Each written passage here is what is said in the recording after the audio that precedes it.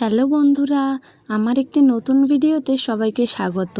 আজ রান্না করব সর্ষে দই দিয়ে মাছ বেগুন দিয়ে। তো প্রথমে মাছগুলোকে নুন হলুদ মাখিয়ে রেখে দিচ্ছি। তারপরে একটা পেস্ট তৈরি করে নেব। তার মধ্যে ছিল সর্ষে পাউডার, টক দই, একটু হলুদ গুঁড়ো, একটু লঙ্কা গুঁড়ো, একটু কাঁচা লঙ্কা কুচানো, কালো জিরে আর সামান্য জল দিয়ে এবার একটু জিনিসটাকে ফেটিয়ে নিতে হবে। এবার তার ওপরে অল্প করে সর্ষে তেলও দিয়ে জিনিসটাকে ফেটিয়ে নিয়ে এবার রেখে দেবো। তারপরে কড়াই বসিয়ে একে একে মাছগুলো ভেজে নেব। মাছের মধ্যে ছিল বাটা মাছ, চারাপোনা আর পাবদা মাছ। তার মধ্যে ছিল দুটো পমফ্রেট মাছ আর 2-3টে চিংড়িও ছিল।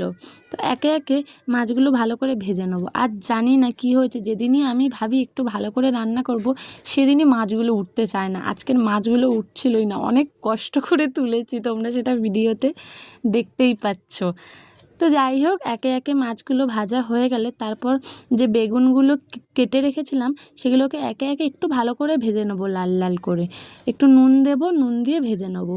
একে একে বেগুনগুলো ভাজা হয়ে গেলেই ওই কড়াইতেই ওই যে পেস্টটা বানিয়ে রেখেছিলাম ওটা দিয়ে দেবো। দিয়ে একটু হালকাভাবে কষিয়ে নিয়ে ওই বাটি ধুয়ে জলটা আবার দিয়ে দেবো, আর পরিমাণ মতন জল দিয়ে দেবো। আর তারপরে নুন দিয়ে দেবো। তারপরে জলটা ভালো করে যখন টকবগিয়ে ফুটবে, ভেজে রাখা মাছগুলো আর বেগুনগুলো দিয়ে দেবো। দিয়ে আরও কিছুক্ষণ ভালোভাবে ফুটিয়ে নেব।